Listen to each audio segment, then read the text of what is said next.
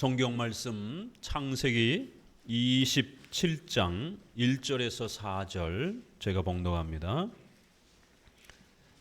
이삭이 나이 많아 눈이 어두워 잘 보지 못하더니 맏아들 에서를 불러 가로되 내 아들아 하매 그가 가로되 내가 여기 있나이다 하니 이삭이 가로되 내가 이제 늙어 어느 날 죽을는지 알지 못하노니 그런즉 내 기구 곧 전통과 활을 가지고 들에 가서 나를 위하여 사냥하여 나의 즐기는 별미를 만들어 내게로 가져다가 먹게 하여 나로 죽기 전에 내 마음껏 내게 축복하게 하라. 아멘. 성도 여러분께 질문 하나를 던집니다. 여러분은 자신이 구원받았음을 또 여러분이 하나님 앞에 택한 받은 백성임을 어떻게 확신하십니까? 오늘은 이 창세기 27장의 내용은 바로 우리의 구원과 또 우리가 하나님 앞에 택함 받은 백성이라고 하는 사실을 공적으로 객관적으로 확인받는 소중한 이러한 신앙의 질서를 우리에게 가르치고 있습니다. 오늘 한국교회 많은 성도들은 자신의 구원에 대한 확신을 갖지 못해서 많은 어려움을 겪습니다. 20년, 30년 동안 신앙생활을 했던 그러한 권사님이나 장로님이나 안수집사님조차도 집안에 큰 환난과 고난과 어려움을 겪게 되면 처음에는 기도하며 하나님께 도움을 요청하지만 그러한 도움이 쉽사리 해결이 되지 않고 자꾸만 지연되고 또 이중 삼중으로 많은 고난이 찾아오게 되면 그때부터는 흔들리기 시작합니다. 왜 하나님이 기도를 안 들어주시는 건가? 왜 하나님이 나의 기도는 응답하지 않는 것인가? 하나님이 나를 버린 것은 아닌가? 그러면 점점 자신의 구원에 대한 불안감이 찾아옵니다. 내가 구원 받았는지 안 받았는지, 내가 하나님의 백성인지 아닌지, 이 정도 신앙생활 해가지고 과연 내가 구원받은 자인가? 이런 불안감이 찾아오면서 점점 더 엄청난 고통을 겪으면서 결국 구원의 확신조차 제대로 유지하지 못하면서 환난과 고통과 어려움 속에서 성도들은 방황하고 또 이단에 빠지기는 이러한 일들을 봅니다. 성도들이 이렇게 연약해져 있을 때 그 틈을 타고 이단들이 파고들면서 구원파와 같이 당신 세례받은 날짜 기억해? 당신 회심한 날짜 기억해? 그것도 기억하지 못하면서 어떻게 하나님의 자녀라고 할 수 있느냐? 이렇게 자신의 특별한 그런 회심의 이러한 그 사건과 의미를 기억하지 못하면 구원받지 못한 것처럼 구원을 마치 자신의 행위의 그 특별한 어떤 사건과 의미에서 이렇게 찾으려고 하는 어리석은 이런 모습을 보입니다. 다락방과 같은 이러한 또 전도를 많이 하는 이런 곳에는 여호와 증인들과 같이 목숨을 걸고 전도하는 이런 데들은 전도를 얼마큼 했느냐에 따라 자신의 구원 여부가 판가름이 되는 이런 어리석은 방법으로 성도들을 유혹합니다. 로마 가톨릭은 어떻습니까? 수많은 고행과 또 수많은 그러한 가톨릭의 온갖 맹신적인 종교적인 미신을 따라하라라고 그렇게 요구합니다. 마치 그거를 붙잡고 있으면 구원의 확신을 갖는 것처럼 그렇게 소개하지만 잠시 기쁨을 줄 뿐 결국 성도들은 구원의 확신을 붙잡지 못하고 공허함과 방황함 속에 또 빠져들어갑니다. 성지순례를 하면서 예루살렘의 그 계단과 벽을 배로 기어가면서 그렇게 고행을 하며 어마어마한 금식과 수많은 고행을 해도 영혼의 평온함과 구원의 확신은 찾아오지 않습니다. 또 최근에는 신비주의자들을 통해서 금리빨이라든가 금가루를 또 봐야 된다든가 떼굴떼굴 굴르면서 그렇게 온갖 소리를 지르면서 미래를 예언하고 또 천국과 지옥을 갔다 왔다 그러면서 온갖 미신적인 이런 기독교적 신비주의와 은사 체험을 해야 구원받은 것이다 라고 또 이렇게 주장을 합니다. 어느 기도원장이 간증을 하는데 내가 천국에서 입신 체험을 해서 천국에 가봤더니만 우리 교회에 김집사 이름이 없더라, 이 집사 이름이 집이 없더라 이러면서 발칵 뒤집어지고, 그러면은 나는 예수님을 믿는데 왜 내 집이 없느냐? 그럼 어떻게 해야 그러면은 천국에 가느냐? 이런 일들이 벌어집니다. 절대로 유튜브에서 천국과 지옥에 대한 이런 임사 체험이라고 하는 입신 체험을 절대로 보지도 마십시오. 한때 그 연예인들이, 기독교 연예인들이 지옥에 있다라고 그러면서 그 목소리를 그 유명한 전도사가 흉내를 내면서 그게 자기가 흉내가 낸 것이지 그게 그 연예인들의 진짜 목소리인지를 음성 분석가에게 그거를 뭐 검증을 해봐가지고 객관적으로 확인할 수 있습니까? 그거를 막 고통소리로 막 소리를 하면 성도들은 또 그걸 믿어요. 또 그거를.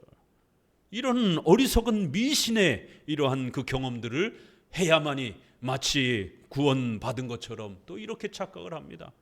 이단들은 이렇게 성도들이 연약해져 있을 때 그 틈을 파고들면서 성도들에게 구원의 확신을 주겠다라고 하면서 온갖 미신적 체험으로 또 온갖 종교적 고행과 고난으로 또 최근에는 사회정의, 인권, 정의, 평등 이런 거를 외치는, 남북 통일을 외치는, 이렇게 국가의 이러한 일들을 위하여, 사회정의를 위하여 뭔가 행동으로 나서라, 그런 어떤 행동에 저항에 참여를 하는 자들만이 구원받은 자다라고 하면서 이러한 사회정의 활동에 참여하는 게 마치 구원받은 것에 대한 어떤 표시인 것처럼 소위 자유주의 목사들, 좌파 목사들이라고 하는 이러한 사람들이 사회정의와 이러한 국가의 어떤 활동들을 마치 구원의 이러한 활동에 참여인 것처럼 이렇게 또 속임을 행합니다.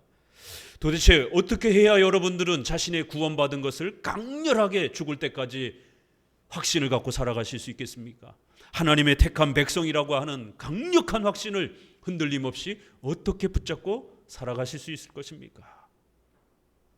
이단들이 가르치는, 거짓된 그러한 목회자들이 가르치는 그러한 방법이 아니라 지난 2000년 동안 우리 교회가, 정통 기독교회가 지켜왔던 공적이고 객관적인 이 수단을 잘 활용해야만이 구원의 확신과 또 하나님의 택한 백성이라고 하는 이 사실을 잘 간직하면서 한평생 위로와 소망을 가지고 살아갈 수가 있습니다.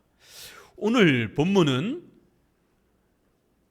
리브가와 야곱이 이삭을 속여서 거짓말을 통해서 아버지로부터 상속권이라고 하는, 장자권이라고 하는, 집안의 재산을 물려받는 이러한 상속권을 공적으로 그렇게 물려받는 아주 독특한 장면입니다.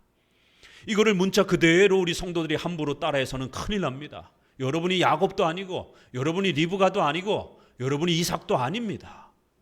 그렇기 때문에 자기 이름을 여기다 집어넣고 직접적으로 자기가 그렇게 상속권을 받는 것처럼 그렇게 따라해서도 안 됩니다. 무슨 상속을 받을 것입니까? 그러면 여러분들도 거짓말을 따라할 것입니까? 구약은 잘 해석해야 됩니다. 성경의 핵심 교리를 잘 찾아내는 것입니다. 이러한 이삭의, 야곱의 독특한 이러한 삶을 통해서 성경의 핵심적 교리를 우리에게 가르치면서 하나님이 어떤 분이신지를 성경은 우리에게 소개하는 겁니다. 바로 오늘 이 장면은 야곱은 제사장이요 선지자입니다. 그 제사장과 선지자를 통해서 자녀에게, 아브라함에게 주셨던 자손과 땅이라고 하는 이 소중한 상속을 공적으로 선언해 주는 것입니다. 구약에는 하나님의 택한 백성이요 하나님의 자녀라고 하는 이 중요한 사실을 구약시대의 제사장이요 선지자였던 바로 아브라함, 이삭, 야곱, 이러한 아버지를 통해서 장자권과 상속권을 공적으로 안수를 통해서 이렇게 부여받는 겁니다. 이러한 장자권과 상속권은 단순히 집안의 한 가문에 돈을, 재산을 물려받는 그러한 의미가 아니라 외적인 이러한 재산을 물려받는 이러한 모습을 통해서 아브라함에게 약속하셨던 장차올 예수 그리스도와 그 메시아의 나라를 상속받는, 바로 그리스도와 그리스도의 나라를 비유적으로 이렇게 가르치는 것입니다. 마태복음 1장 1절에 아브라함과 다윗의 자손 예수 그리스도의 세계라, 이렇게 예수님은 갈라디아서 3장에 있는 것처럼 아브라함의 그 유일한 자손으로 오셨다. 아브라함에게 약속하신 장차 너의 후손이 올 것이다. 그 후손은 아주 독특한 후손이 될 것이다. 인류를 구원하는 만왕의 왕이 되실 것이고 만주의 주가 되실 것이고 모든 악한 영들을 깨트리고 승리하시는 그러한 주가 되실 것이다. 이러한 후손을 약속합니다. 그렇기 때문에 그 후손은 다윗도 아니고 솔로몬도 아니고 바로 그 후손들을 비유를 통해서 장차 오실 메시아와 그 메시아를 통한 천국을 가나안 땅으로 그렇게 비유적으로 소개하는 것입니다. 그렇기 때문에 구약에 예수님을 오실 것을 바라보면서 그 예수님의 나라에 참여하고 싶은 이 간절한 소망을 믿음으로 그렇게 고백하는 겁니다.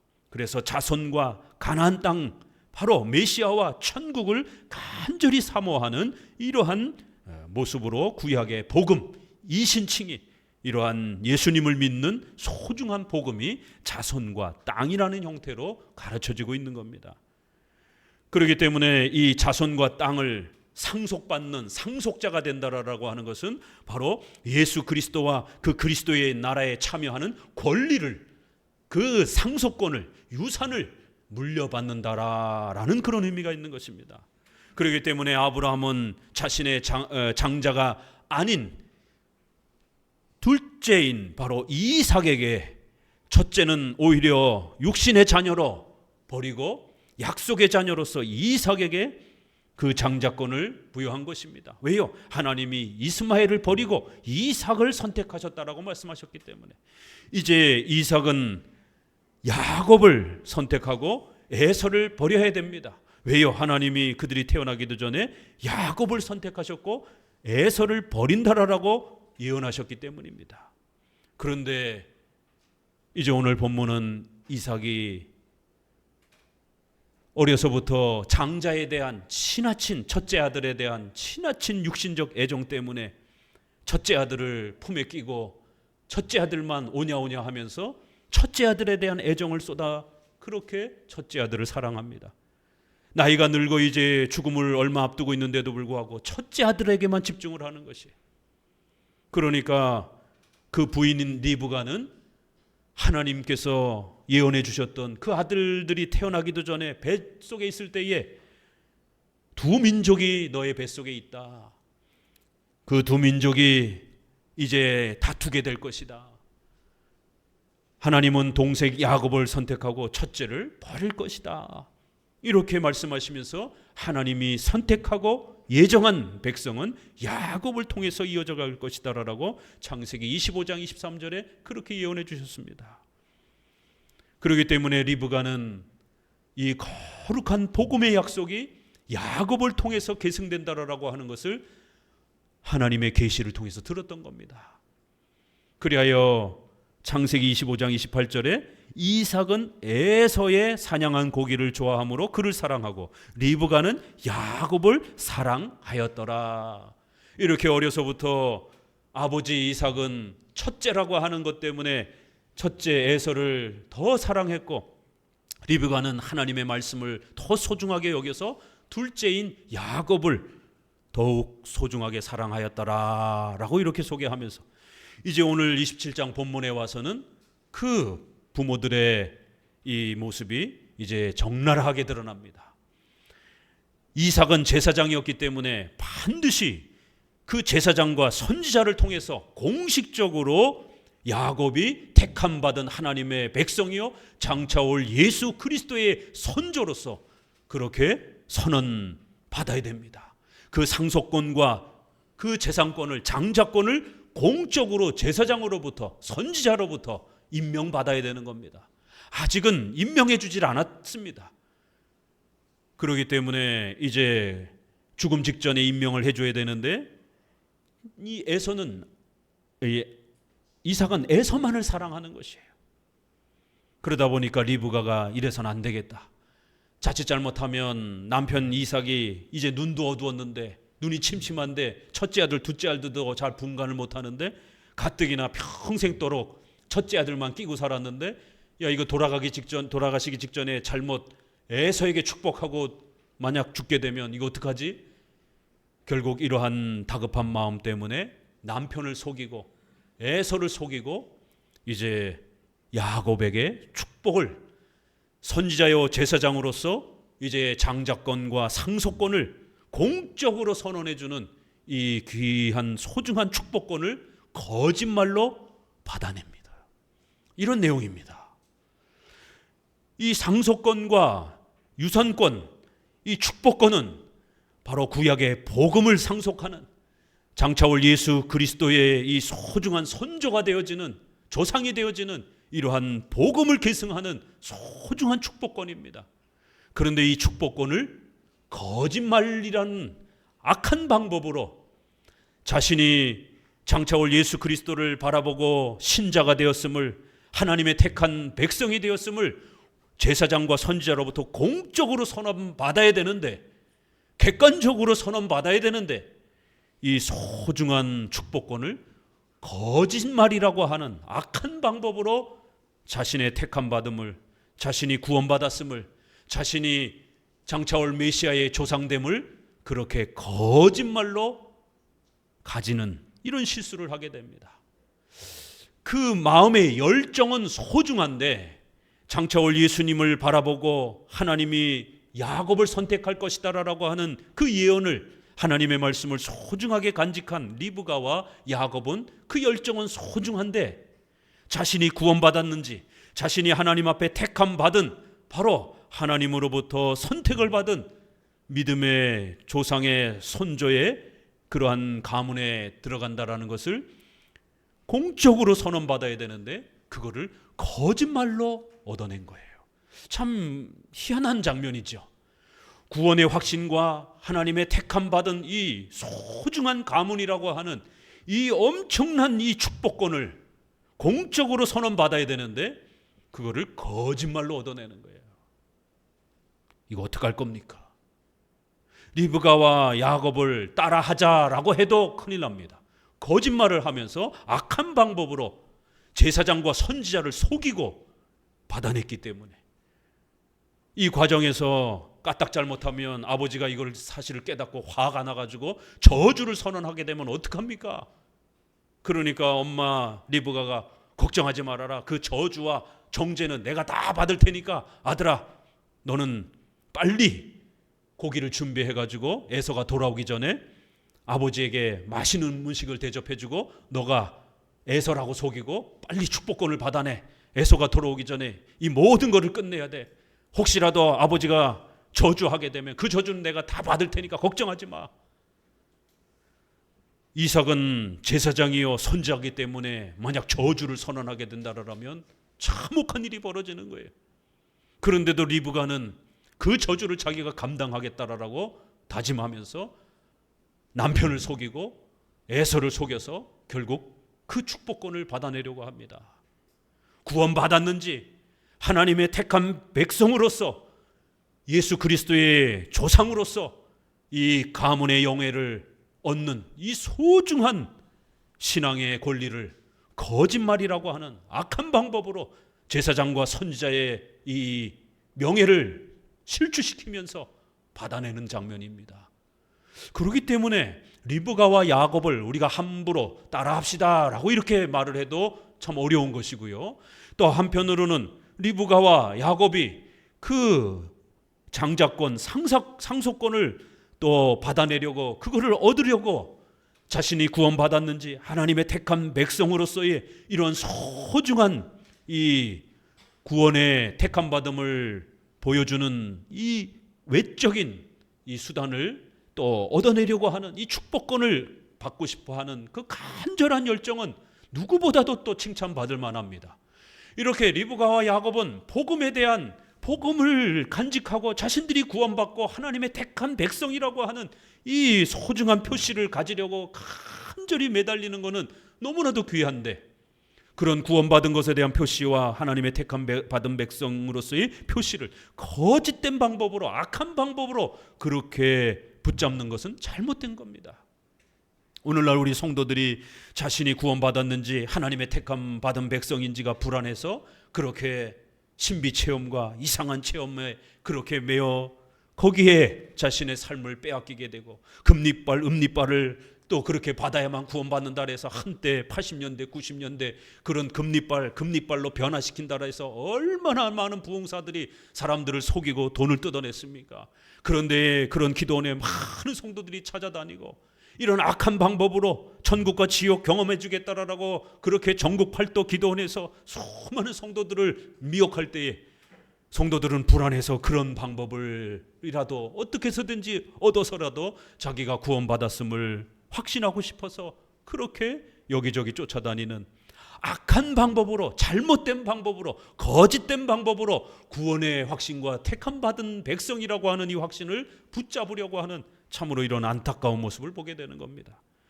그래서 오늘 27장은 이 장자권, 상속권이라고 하는 이 소중한 축복권을 합법적으로, 성경적으로, 올바른 방법으로 얻어내야 된다라고 하는, 그래야만이 우리가 구원받고 하나님의 택한 백성임을 잘 유지하면서 그 기쁨을 얻을 수 있다라는 것을 우리에게 교훈으로 가르치는 것입니다. 자, 그러면 이제 어떤 일이 이제 일어났는가를 좀 더 본문을 통해서 보게 되면은요, 이제 이삭이 눈이 어두워서 이제 죽음을 앞두고 에서를 불러다가 나에게 맛있는 거를 대접해라. 그럼 내가 마음껏 먹고 너를 축복해 주마. 아니, 이삭은 제사장이요? 선지자입니다, 구약에. 그런데 하나님의 그 창세기 25장 23절에 그 예언을 까마득하게 잊어버리고 여전히 에서만 붙잡고 있는 거예요. 이건 이삭의 잘못이죠. 만약 이 이삭의 계획대로 진행되었다라면 아브라함과 이삭과 야곱으로 이어져야 되는 아브라함과 다윗의 자손 예수 그리스도라고 하는 이 소중한 복음의 이 역사가 무너지고 깨어질 수 있는 심각한 위기가 도래하는 겁니다. 내가 마음껏 내게 축복하게 하라. 축복이라는 단어가 나옵니다. 이 축복이라는 게 오늘 27장의 가장 중요한 단어입니다. 17번이나 축복, 복 받아야 된다, 축복한다, 복을 주옵소서, 이러한 축복이라는 단어가 17번이나 쏟아지면서 도대체 이 축복이 무엇이길래 이삭은 반드시 공적으로 이제 죽음 직전에 자기가 제사장으로서 선지자로서 자기 다음을 이을 그리스도의 조상의 가문으로서의 명예를 이제 축복해주고 싶어 하는 겁니다. 또 그거를 두 아들은 간절히 받으려고 또 애를 씁니다. 리브가도 그 복을 아들에게 주려고 애를 씁니다. 도대체 이 축복이 무엇이냐라는 거예요. 그건 바로 아브라함에게 약속했던 자손과 땅에 대한 복이고, 그것은 장차 오실 예수 그리스도와 천국을 우리에게 비유적으로 소개하는 복음에 대한 그러한 복을 말하는 것입니다. 단순히 부귀영화를 말하는 게 아닙니다. 자, 27장 5절을 보면 이삭이 그 아들 에서에게 말할 때 리브가가 들었더니 에서가 사냥하고 오려고 들러나가매 리브가가 그 아들 야곱에게 일러 가로되 네 부친이 내 형 에서에게 말씀하시는 것을 내가 들었으니. 자, 이 12절부터 같이 한번 읽어봅니다. 아버지께서 나를 만지실 텐데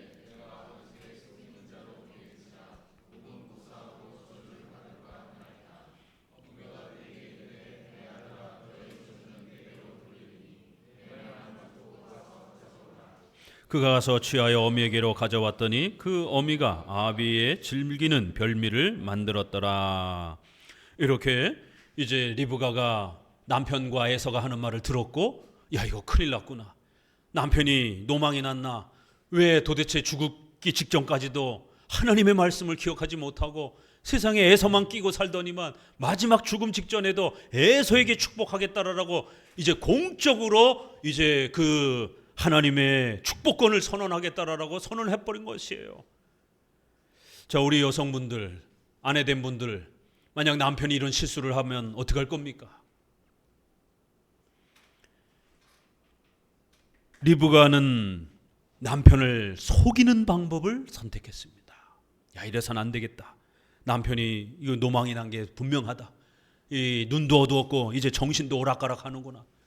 그러면 하나님의 이 예언인 야곱이 택함을 받았고 야곱이 계승해야 된다라고 하는 이 소중한 약속이 깨어질 위험이 있으니까 차라리 남편을 속여서라도 야곱에게 축복이 돌아가도록 해야 되겠다 결심을 했습니다.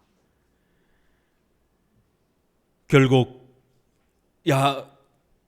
야곱에게 이 축복이 하나님의 예언이 돌아가도록 하려고 하는 마음은 소중한 것인데도 불구하고 앞서 말씀드린 것처럼 자기 남편에게 이 소중한 하나님의 말씀을 좀 더 설득하고 대화하고 이야기해야 했음에도 불구하고 오히려 성급한 마음에 거짓말로 그렇게 축복권을 받아내려고 결심을 합니다.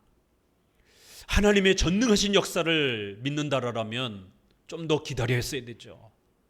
이후로 이삭이 30-40년을 더 삽니다. 이제 이삭도 자기가 몸이 예전 같지 않으니까 죽을 것 같으니까 이제 축복을 선언하기로 했는데 더 30-40년을 더 삽니다. 이렇게 하나님의 역사는 우리 인간이 생각하는 것보다 훨씬 더 놀라운 역사로 진행이 되는 겁니다.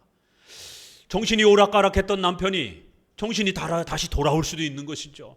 하나님께서 올바른 정신을 준다라면 다시 치매가 다 치료가 되면서 회복될 수 있는 것이에요. 그리고 또 아내가 하나님의 말씀을 더 잘 기억하고 있었다라면 남편을 앉혀놓고 설득해야지요. 거짓말로 남편을 속이기보다는 남편이 애서를 너무 끼고 돈다 할지라도 하나님을 의지하고 하나님이 약속했잖아요. 야곱에게 축복권이 돌아가게 할 것이다라고. 그랬으면 하나님을 믿고 의지하며 남편하고 단판을 져야죠. 때로는 우리 신자들 가정 안에 부부가 함께 신앙생활을 잘 하면 다행이지만 남편은 신앙이 부족하고 아내가 신앙이 더 강하면 이런 갈등이 찾아옵니다. 그럴 때 우리 아내 된 분들은 거짓말로 이렇게 남편을 속여서는 안 됩니다. 거짓말로 여러분의 신앙을 유지해 가려고 하면 안 됩니다. 정면 승부를 하셔야 돼요. 하나님의 역사를 믿고 의지하며 오직 믿음으로 정면 승부를 하셔야 됩니다. 남편을 전도하고 설득하고 또 남편을 계속해서 이해시키고 이러는 과정들을 통해서 아내가 신앙으로 남편을 초대하고 이끌어야지, 불편하다라고 해서 자꾸만 쉬운 방법으로 거짓말로 또 남편을 우습게 여기는 방법으로 남편을 이렇게 외면하는 방법으로 이렇게 다가서면 안 됩니다. 마지막 순간까지 이삭을 앉혀놓고 부부니까 설득을 했어야 되죠. 야곱에게 축복해 주세요. 하나님이 내가 임신 중에 있을 때 하나님이 예언해 주셨고 당신도 평생토록 그 예언을 듣고 기억하지 않습니까? 그런데 왜 자꾸 애서만 끼고 돕니까? 야곱에게 축복해 줘야 됩니다 라고. 때로는 아내가 남편이 신앙이 오락가락하면, 남편이 시험에 들었으면 오히려 신앙이 좋은 아내가 믿음으로 권면해야 되는 겁니다. 그러면 또 남편이 돌아설 수도 있는 겁니다. 신앙이 좋은 배우자가 설득을 해야 되는 겁니다. 그런데 리브가는 다급한 마음에, 성급한 마음에 남편을 속이기로 결정을 한 겁니다. 합법적인 방법으로, 남편은 제사장이기 때문에 합법적인 방법으로 축복을 선언할 때까지 기다려야 되는데 거짓된 방법으로 이 구원의 확신과 또 작은 아들 야곱이 하나님의 상속자라고 하는 이 소중한 축복권을 거짓으로 얻어내기로 결정을 해버린 겁니다. 이제 이러한 선택이 이 가정에 어떤 고충과 얼마나 큰 아픔을 가져오게 하는지 여러분이 이제 본문을 통해서 배우게 될 겁니다. 그리고 28장, 29장 계속해서 결국 가정이 풍비박산이 나게 되는. 왜요? 남편을 속였기 때문에 남편과 갈등이 벌어질 수밖에 없고, 또 두 아들은 서로 죽이려고 하는 그런 가정 불화가 시작이 됩니다.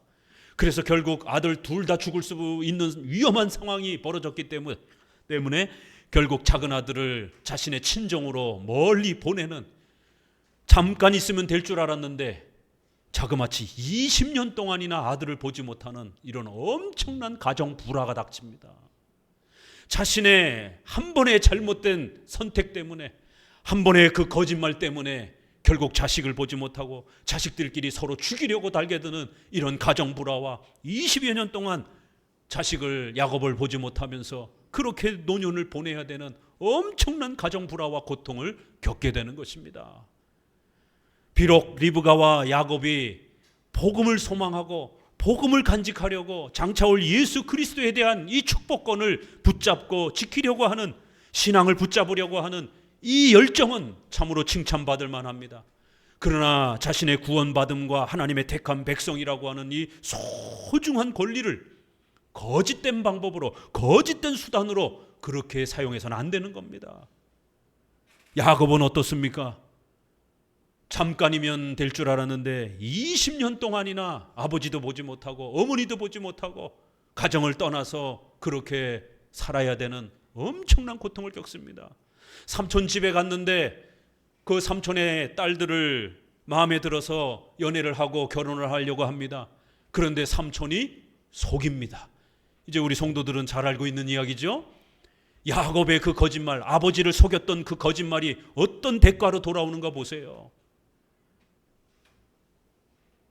동생을 사랑해서 결혼하려고 했는데 세상에 삼촌이 신혼방에다가 언니를 쑥 집어넣는 것이에요. 화가 나서, 아니 어떻게 나한테 이렇게 할 수 있습니까? 내가 7년이나 당신을 위해서 고생을 하면서 이렇게 일을 해줬는데, 나는 동생 라헬을 사랑하는데 아니 왜 레아 언니를 집어넣으면 어떡합니까? 우리 지방에는 언니가 먼저 시집 가야 된다, 거짓말을 하고 속여버린 것이. 조용히 해라, 괜히 잔치 깨지 마라, 앞으로 7년만 더 열심히 일을 하면 동생도 주마, 이렇게 속임을 당합니다. 14년을 삼촌을 위해서 뼈가 빠지게 일을 했는데 삼촌이 요모조모로 전부 다 재산을 뺏어갑니다. 비실비실한 그러한 양들만, 내일 죽을 것 같은 그런 병든 그런 염소들만 야곱에게 재산으로 주고 튼실한 이러한 양과 염소는 주질 않습니다. 그리하여 하나님이 또 6년 동안 이렇게 삼촌의 가축들을 돌보면서 재산이 야곱에게 돌아가도록 하나님이 특별한 대책을 마련해 줍니다. 자그마치 20년 동안 삼촌에게 속으면서 고생과 고생을 합니다. 하나님이 놀라운 방법으로 그 야곱의 재산을 회복시켜 주지 않았다라면 20년 동안 뼈가 빠지게 일만 하면서 삼촌한테 그렇게 속임을 당하면서 그렇게 살 수밖에 없는 처지였습니다.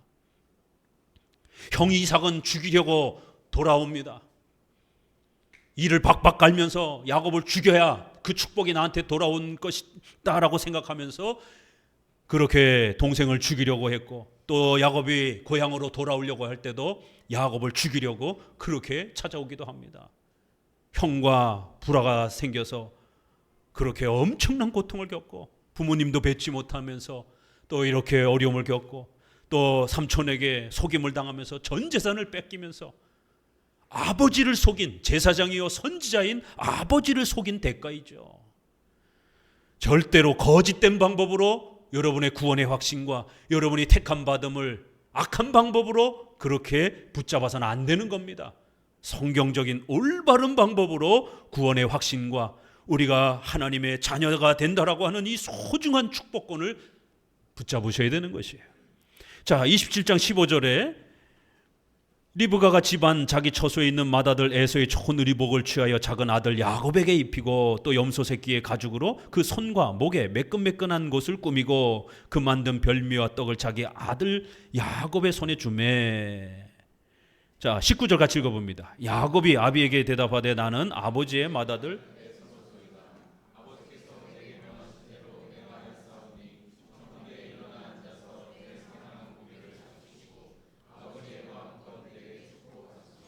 이삭이 그 아들에게 이르되 내 아들아 내가 어떻게 이같이 속히 잡았느냐. 그가 가로되 아버지의 하나님 여호와께로서 나로 순적히 만나게 하셨음이니이다. 이삭이 야곱에게 이르되 내 아들아 가까이 오라. 내가 과연 내 아들 에서인지 아닌지 내가 너를 만지려 하노라. 에서는 털이 많이 있는 털복숭이입니다. 그런데 야곱은 아주 털이 없는 매끈한 그런 피부를 가지고 있습니다. 그러다 보니까 아버지가 이렇게 만지고 이렇게 또 눈은 어두웠어도 음성은 또 들을 거 아니겠습니까? 그러니까 이제 리브가와 야곱은 이 문제를 해결해야만 하는 것입니다. 그리하여 결국 에서의 옷을 가져다가 에서의 옷에 냄새가 배어 있으니까 에서의 옷을 입히고 또 목과 손은 이렇게 매끈매끈하니까 또 짐승 털을 여기다가 감싸가지고 그렇게 또 에서처럼 흉내를 냅니다. 온갖 방법을 동원해냅니다. 그리고 또 집에 있는 그러한 가축을 가지고 맛있는 음식을 만들어서 이제 이삭에게 찾아갑니다. 내가 사냥한 고기를 잡수시고 마음껏 내게 축복하소서. 너가 에서냐라고 이렇게 이삭도 묻습니다. 확인을 합니다. 그런데 음성이 야곱의 음성인 것 같아요. 그러니까 이삭도 긴가민가 하는 거예요. 이거 야곱 같은데 내가 에서냐라고 하니까 재차 거듭 나는 에서입니다 라고 이렇게 거짓말을 합니다. 21절에 과연 내가 내 아들 에서인지 내가 너를 만져봐야 되겠다. 또 22절에 음성은 야곱의 음성이나 손은 에서의 손이로다. 이거 이상한데 이러면서 계속 의심을 하면서 재차 확인합니다. 24절에 내가 참 내 아들 에서냐라고 이렇게 3번씩이나 묻습니다. 야곱은 첫 번째 거짓말, 아버지를 속입니다. 아버지, 저는 에서입니다. 손을 만지고 또 몸에 냄새를 맡고 또 그 다음에 음식을 잘 어머니가 만들어준 음식을, 맛있는 음식을 가지고 아버지를 속입니다. 첫 번째 거짓된 방법이 뭐죠? 거짓된 말, 또 음식, 또 외적인 이러한 옷, 이런 물질적이고 인간적이며 외적인 이러한 거짓된 방법으로 아버지로부터 그 축복권을 받아내려고 합니다.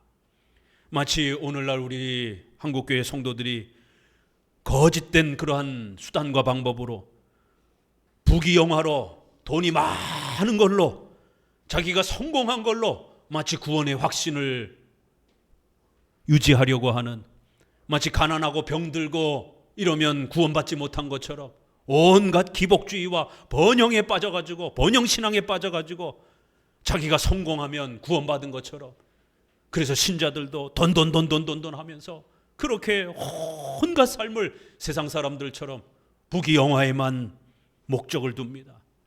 한국교회는 이러한 복받는다, 부자가 된다, 성공한다 이런 설교만 하지 지옥과 심판과 죄와 하나님의 형벌에 대한 설교를 더 이상 하지 않습니다.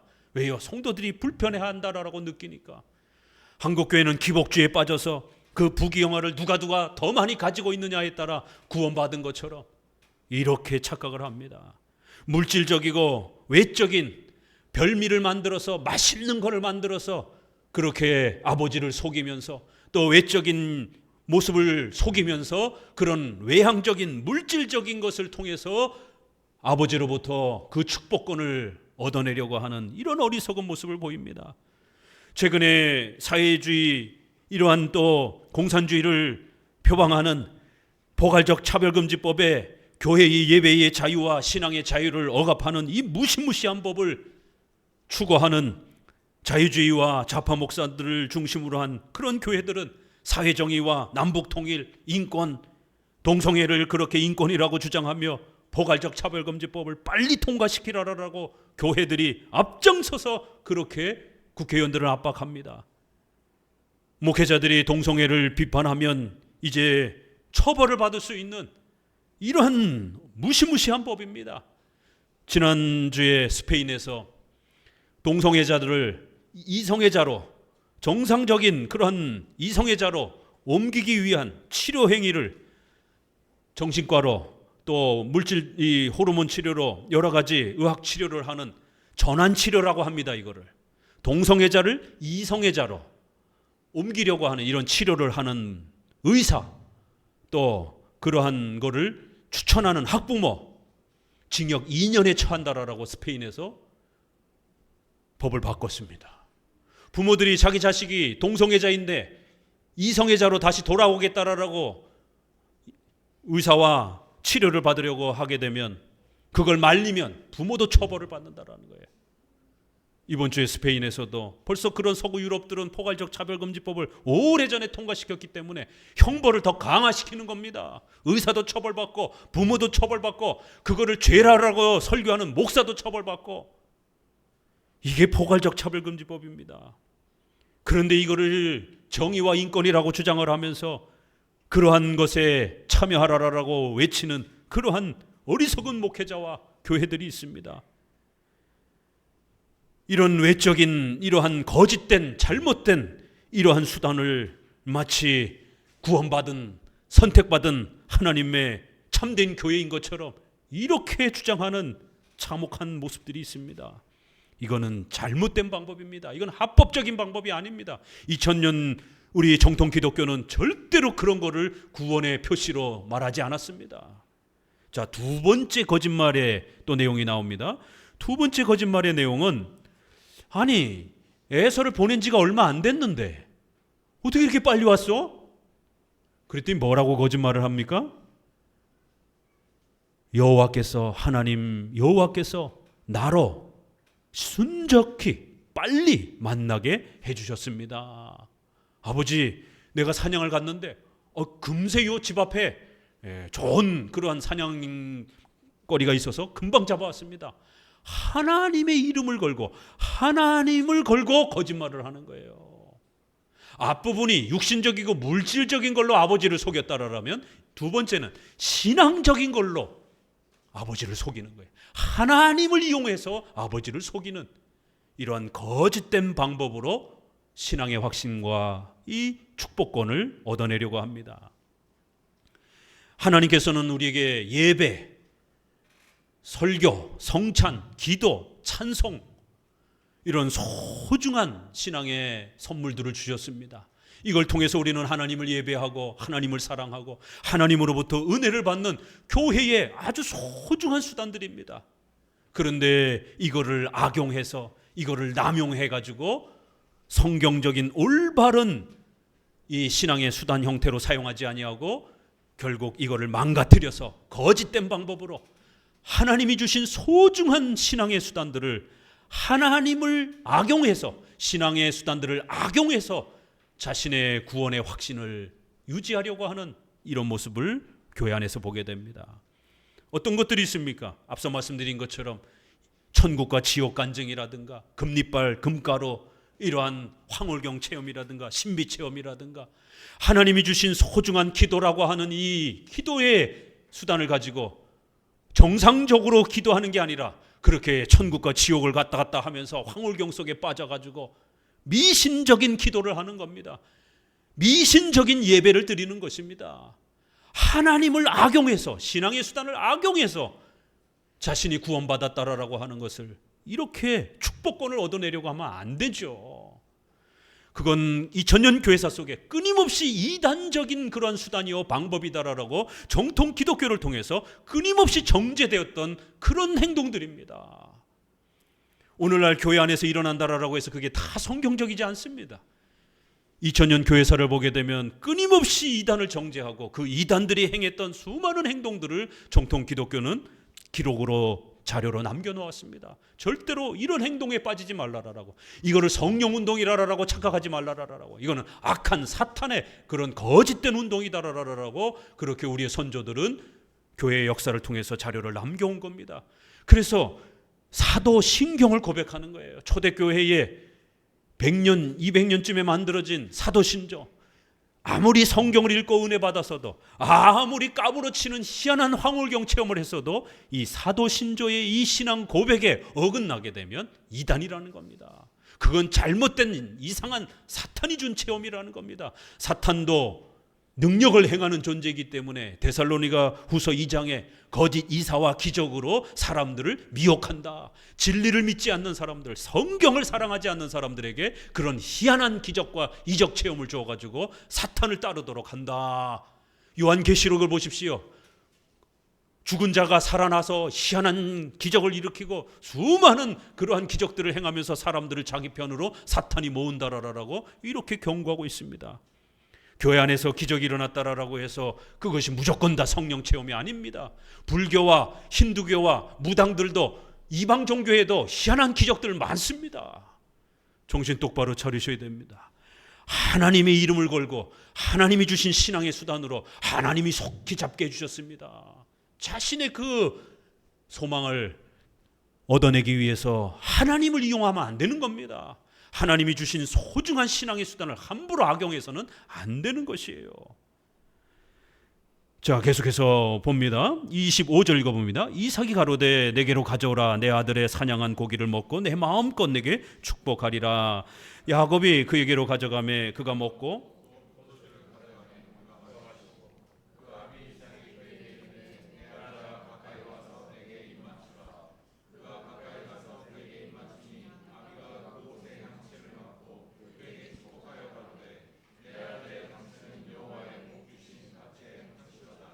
하나님은 하늘의 이슬과 땅의 기름짐이며 풍성한 곡식과 포도주로 내게 주시기를 원하노라. 만민이 너를 섬기고 열국이 내게 굴복하리니 내가 형제들의 주가 되고 내 어미의 아들들이 내게 굴복하며 내게 저주하는 자는 저주를 받고 내게 축복하는 자는 축복 원하노라. 33절도 읽어봅니다. 이삭이 심히 크게 떨며 가로되 그런즉 사냥한 고기를 내게 가져온 자가 누구냐? 너 오기 전에 내가 다 먹고 그를 위하여 축복하였은즉 그가 정령 복을 받을 것이니라. 자, 이제 그 축복이 뭔지, 이 축복을 17번이나 사용했는데 도대체 이 축복이 뭔지를 이제 이삭이 공적으로 축복을 해주면서 그 내용이 나옵니다. 절대로 돈 많이 벌고 성공하는 이런 걸 말하는 게 아닙니다. 또 하나, 신비 체험 황홀경 속에 빠져가는 이런 신비주의 이런 체험을 축복이라 말하지 않습니다. 사회정의나 동성애를 인권으로 말하는 이런 행동들을, 사회적 행위를 축복이라 말하지 않습니다. 뭐를 축복이라 말합니까? 너가 이제 많은 곡식과 보화를 얻을 것이라는 거예요. 이 성경에 이렇게 표현되다 보니까 성도들이 착각하는 거예요. 이 하늘의 이슬과 땅의 기름짐이며 풍성한 곡식과 포도주로 하나님이 너를 마음껏 축복해 줄 것이다. 와, 부자가 되는 게 축복이구나, 이렇게 오해할 수가 있는 겁니다. 그러나 구약은 예수님이 오시기 전이었기 때문에 이 예수님을 믿고 우리가 의롭게 되어 하나님의 자녀가 되는 바로 이 복음의 축복을 구약에서는 의식주가 풍성한 걸로 이렇게 비유적으로 가르쳐 줍니다.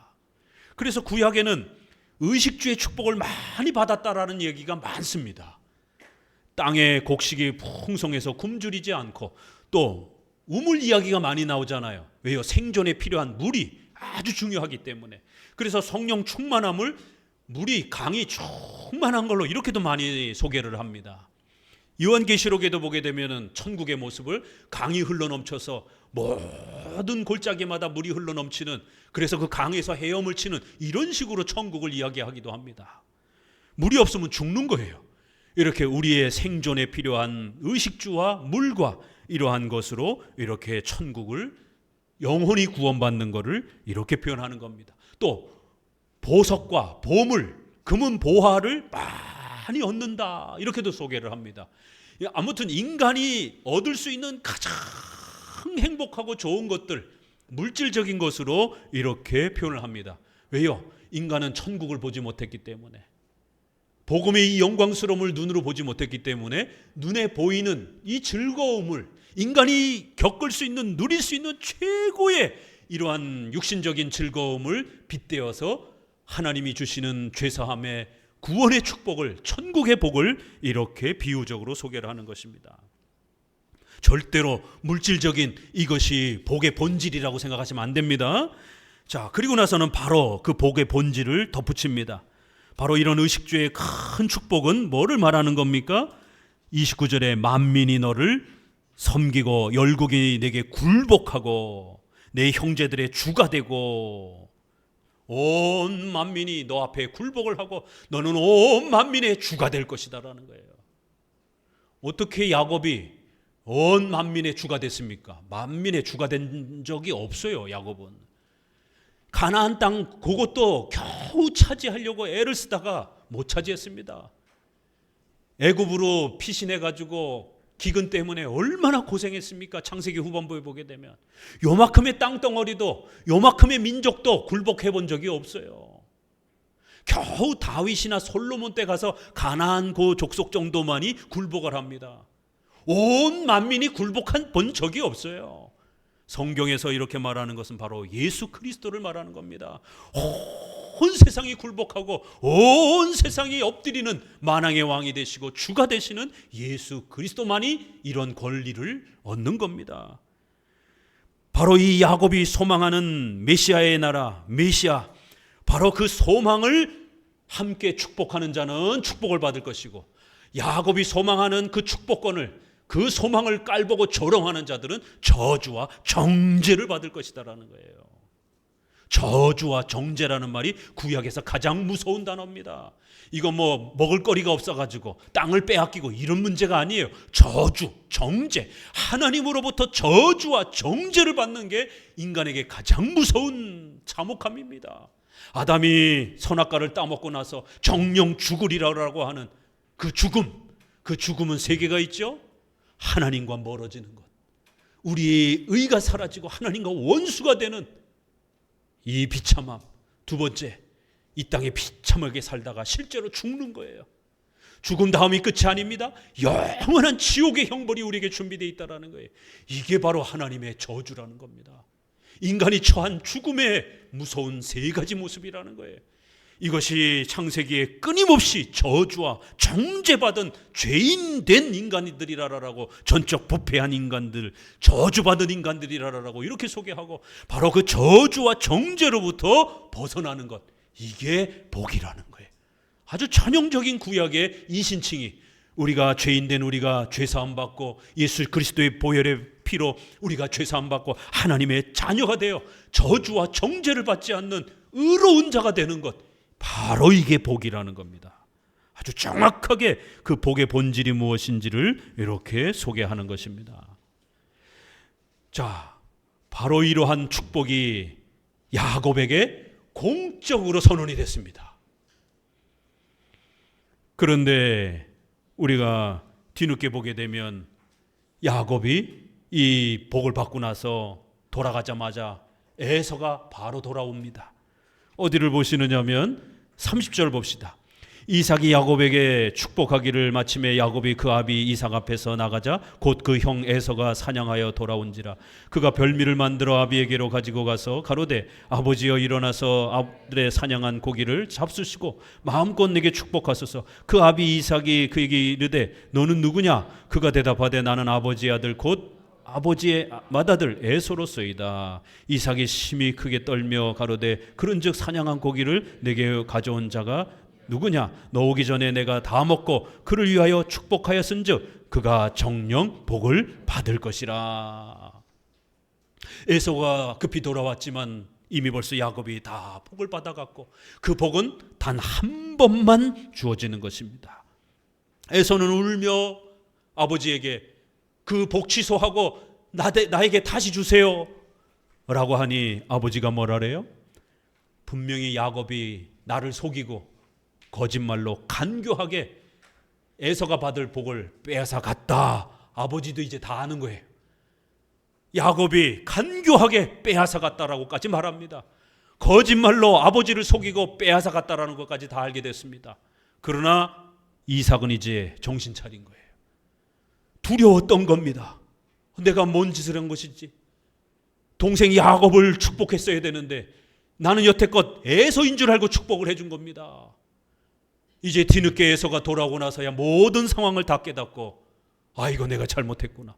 나는 에서인 줄 알고 축복해줬는데 이거 어떡하지? 그러나 그때부터 이제 선지자여 제사장으로서 정신을 차린 겁니다. 하나님 앞에 두려워 떨기 시작한 거예요. 선지자로서 제사장으로서 제대로 하지 못한 자신의 잘못을 깨닫기 시작한 겁니다. 야곱이 간교하게 빼앗아 간 것까지도 다 알게 되었습니다. 그러나 취소하지 않았습니다. 왜요? 하나님이 아내 리브가에게 그 복 중에 야곱을 선택할 것이다라는 그 말씀을 뒤늦게라도 이제서 깨닫고 그 복을 취소하지 아니하고 야곱이 이제 그 모든 복을 누리게 될 것이다라고 오히려 재차 강조하면서 너는 땅의 것을 먹고 살 것이지만 야곱은 하나님의 그 축복을 온전히 누리게 될 것이다라고, 그리고 이 축복은 하나밖에 없다라고 그렇게 확정을 합니다. 자, 이제 이렇게 제사장인 이삭을 통해서, 선지자인 이삭을 통해서 공적으로 야곱이 하나님의 택한 백성이요 예수 그리스도의 조상이요 바로 그 상속권이요 복음의 이 소중한 축복권을 얻은 자라라고 하는 공적인 선언을 받게 된 것입니다. 구약에는 구원받은 택함받은 이 소중한 신앙의 복을 제사장이며 선지자인 아버지로부터 그렇게 공적으로 선언받는 겁니다. 자, 그러면 신약은 어떻게 될까요?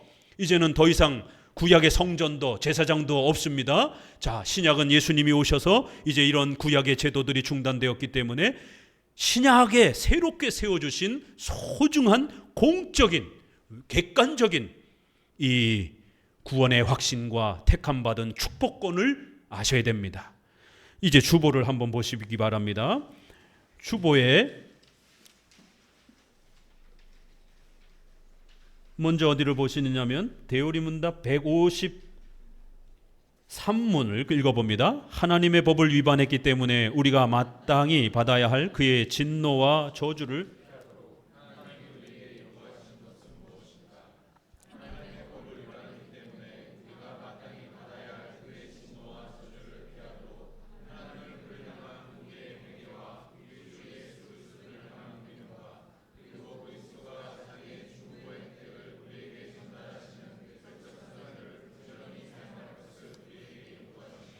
예, 1547년 우리의 선조들이 종교개혁자들이 이러한 소중한 신앙의 원리들을 이렇게 고백했습니다.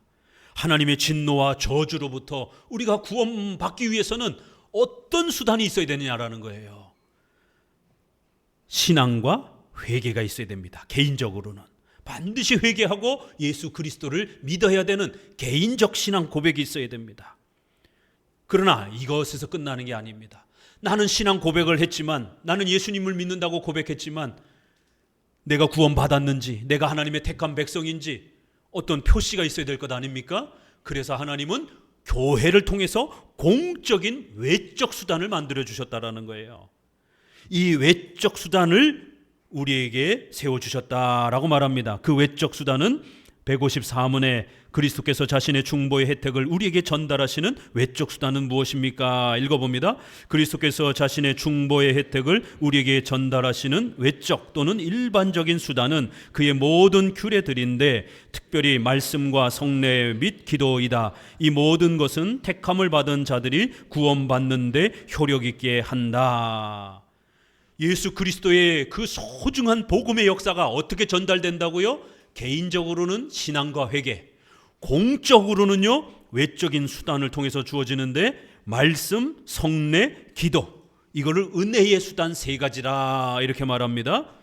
이거 외에 성경에서 가르쳐주는 모든 규례들이다 이렇게 말합니다. 그래서 통상 우리가 말씀, 성례, 기도 요 세 가지에다가 두 가지를 더 붙여서 5가지 정도를 공적 수단으로 사용합니다. 하나 더, 네 번째는 성도들의 성화의 열매. 예수님을 믿으면 반드시 부족하지만 성화의 열매, 거룩한 삶의 변화들이 나타납니다. 그러나 이것은 완벽을 요구하지는 않습니다. 죽을 때까지 나타나는 거기 때문에 불완전하지만 변화, 생활의 변화, 성화의 변화가 나타납니다. 조금이라도 열매가 나타나야 되는 겁니다. 그 다음에 마지막 5번째는 교회의 정치, 교회의 질서를 존중하셔야 됩니다. 교회를 여기저기 들락날락하고 이렇게 막 왔다 갔다 하고 이러면 안 됩니다. 교회의 질서를 존중해야 됩니다. 왜냐하면 말씀, 성례, 기도 이 세 가지가 전부 다 교회의 질서를 통해서 펼쳐지는 것이기 때문에 교회의 정치 질서, 교회의 예배 질서, 교회의 이러한 제도를 존중하는 또 모습이 있어야 됩니다. 자, 기억하시기 바랍니다. 외적인 공적인 수단, 우리가 구원받았다라고 하는 것, 우리가 하나님 앞에 택함받은 백성이라고 하는 외적인 공적인 수단이 있습니다. 이거를 꼭 붙잡고 사셔야 죽을 때까지 여러분들은 구원받은 자라고 하는 하나님의 택한 백성이라고 하는 강력한 확신을 갖고 살아갈 수 있습니다. 5가지입니다. 첫 번째는 신앙과 회개입니다. 당연히 예수 그리스도를 믿어야죠. 여러분이 죄인됨을 고백하고 회개와 신앙을 가져야 된다. 두 번째는 주일 성수를 하셔야 됩니다.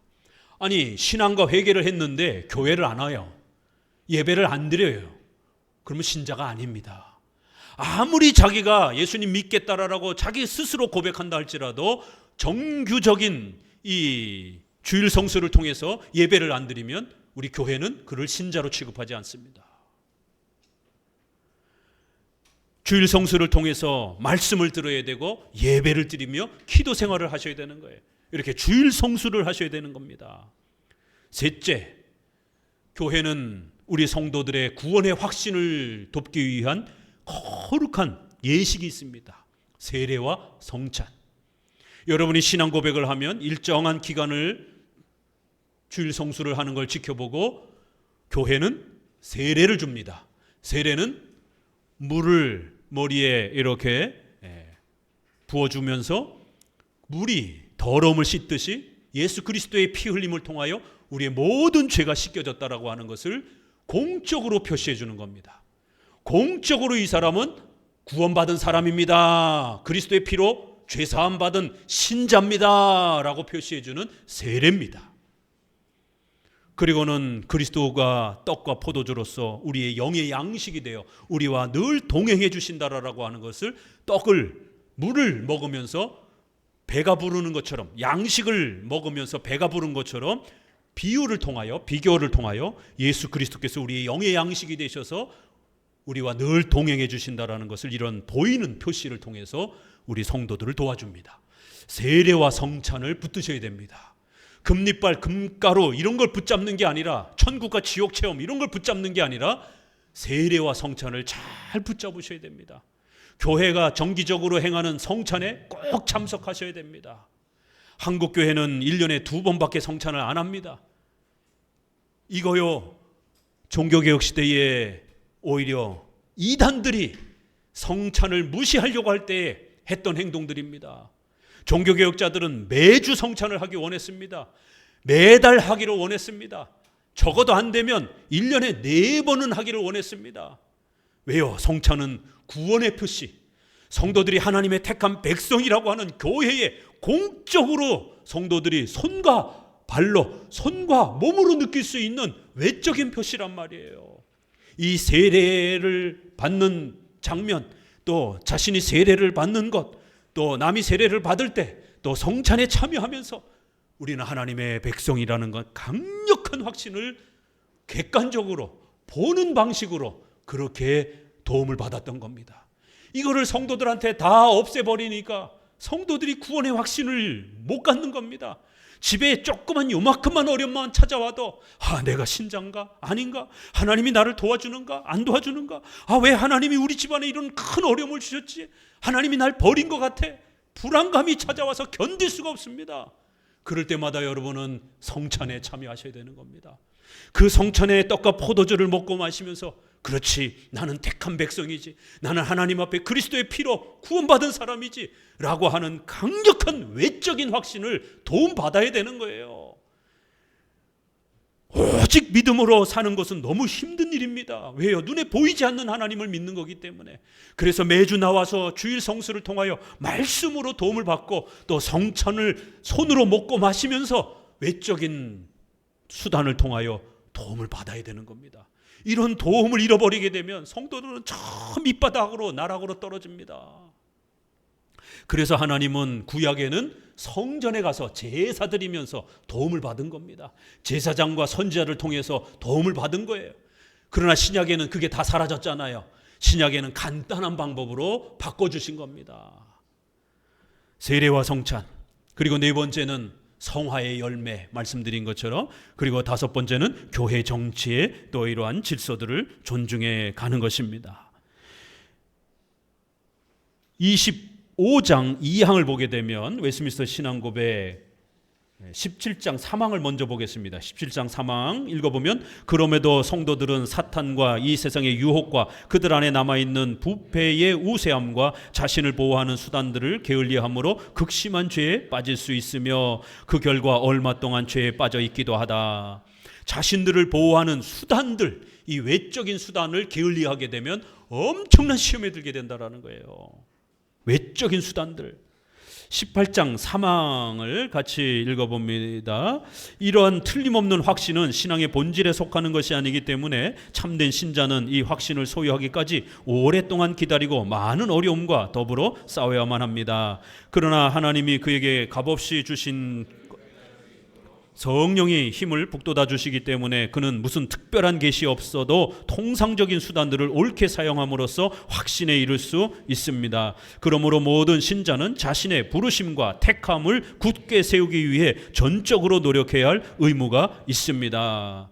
무슨 특별한 계시가 없어도 이런 특별한 계시를 자꾸 찾아다니는 거예요. 하나님의 음성을 직접 들려고 하고 환상과 이상한 체험을 하려고 하고 이런 특별한 체험을 쫓아다니지 마시라는 겁니다. 그건 기독교적 미신이 됩니다. 하나님이 이미 우리에게 주신 이 소중한 외적 수단이 있다라는 거예요. 통상적인 수단, 일반적인 수단이 있다라는 거예요. 주일 성수, 말씀, 예배, 기도, 성찬 이런 통상적인 수단을 잘 붙잡으시면 된다라는 것입니다. 그러면 우리의 부르심과 택함을 우리가 아주 굳게 확신하며 살아갈 수 있다라는 것이에요. 우리 성경 말씀을 봅니다. 사도행전 2장 37절에 어떻게 우리가 구원받은 하나님의 택함받은 자녀라고 하는 이 축복권을, 이 상속권을 하나님이 우리에게 어떤 방식으로 만들어 주시는가 성경은 이렇게 설명합니다. 사도행전 2장 37절입니다. 저희가 이 말을 듣고 마음에 찔려 베드로와 다른 사도들에게 물어 가로되 형제들아 우리가 어찌할꼬 하거늘 베드로가 가로되 너희가 회개하여 각각 예수 그리스도의 이름으로 세례를 받고 죄사함을 받으라. 회개, 신앙, 그 다음에 세례를 받는 겁니다. 자, 41절 읽습니다. 그 말을 받은 사람들은 세례를 받음에 이날의 제자의 수가 3,000이나 더하더라. 저희가 사도의 가르침을 받아 서로 교제하며 떡을 떼며 기도하기를 전혀 힘쓰니라. 44절 믿는 사람이 다 함께 있어 모든 물건을 서로 통용하고. 46절 날마다 마음을 같이하여 성전에 모이기를 힘쓰고 집에서 떡을 떼며 기쁨과 순전한 마음으로 음식을 먹고. 사도들의 가르침, 주일 성수를 통하여 설교를 듣는 거예요. 서로 교제하며, 이 교제는 헌금을 말하는 겁니다. 물질적인 교제, 또 그 다음에 교회 정치를 말하는 거예요. 교회의 정치 안에서 치리와 또 교회의 질서 아래서 한 교회 안에 그렇게 서로 교제하는 겁니다. 떡을 떼며 성찬을 말하는 겁니다. 떡과 포도주를 말하는 거예요. 그 다음에 기도하며 이렇게 성전에 모여서 주일 성수하면서 떡을 떼며. 지금까지 말씀드렸던 5가지 내용이 성경에서는 이렇게 소개가 되는 겁니다. 베드로후서 1장 5절도 한번 봅니다. 베드로후서 1장 5절에는 또 이런 표현이 있습니다. 이러므로 너희가 더욱 힘써 너희 믿음의 덕의 지식을, 지식의 절제를, 절제의 인내를, 인내의 경건을, 경건의 형제 우애를, 형제 우애의 사랑을 공급하라. 1장 9절 이런 것이 없는 자는 소경이라 원시치 못하고 그의 옛죄를 깨끗게 하심을 잊었느니라. 그러므로 형제들아 더욱 힘써 너희 부르심과 택하심을 굳게 하라. 너희가 이것을 행한즉 언제든지 실족치 아니하리라. 우리 성도들이 택함받은 하나님의 백성이고 부름받은 구원받은 자임을 어떻게 굳게 확신할 수 있습니까? 몇 가지를 소개합니다. 믿음이 있어야 된다는 거예요. 신앙과 회개를 통해서 예수님을 믿어야 되고, 믿으면 인내, 성화의 열매, 교회 생활을 하면서 인내하며 살아가셔야 돼요. 그 다음에 경건 생활을 하셔야 되는 겁니다. 이런 몇 가지를 또 이렇게 소개를 하는 겁니다. 자, 마지막으로 어디를 보시느냐면 우리 요한 1서를 보도록 합니다. 요한 3서 1장 9절입니다. 여기는 이제 교회 정치와 질서를 마지막으로 소개하는데요. 요한 3서 1장 9절입니다. 같이 읽어봅니다. 내가 두어 자를 우리를 접대하지 아니함. 이러므로 내가 가면 그 행한 일을 잊지 아니하리라. 저가 악한 말로 우리를 망령되이 폄론하고도 유의 부족하여 형제들을 접대치 아니하고 접대하고자 하는 자를 금하여 교회에서 내어 쫓는도다. 사랑하는 자여 악한 것을 본받지 말고 선한 것을 본받으라. 선을 행하는 자는 하나님께 속하고 악을 행하는 자는 하나님을 배웁지 못하였느니라. 잘못된 교회는 반드시 나오셔야 됩니다. 항상 여러분에게 설교 중에 말씀한 내용 3가지가 있습니다. WCC, WEA, NCCK와 같은 이런 종교 혼합주의 단체에 속해 있으면 빨리 교회 나오셔야 됩니다. 예수 그리스도 외에도 타종교에도 구원이 있다라고 버젓이 말하는 종교 혼합주의 단체입니다. 2번째, 신비주의, 황홀경, 이러한 기독교적 미신을 제시하고 성도들의 돈을 강탈하는 이러한 기독교적 미신을 추구하는 신비주의 교회에 있다라면 반드시 나오셔야 됩니다. 3번째, 최근에 포괄적 차별금지법을 중심으로 해서 이런 좌파교회와 좌파 목회자들의 이러한 심각한 친사회주의적인 이러한 기독교적 운동들이 있습니다. 이러한 교회에 있다라면 반드시 나오셔야 됩니다. 그러나 올바른 교회, 이러한 3가지를 철저히 멀리하는 올바르게 복음을 가르치는 교회 안에 있게 되면 함부로 교회로 옮기시면 안 됩니다. 교회를 여기저기 떠돌아다니시면 안 됩니다.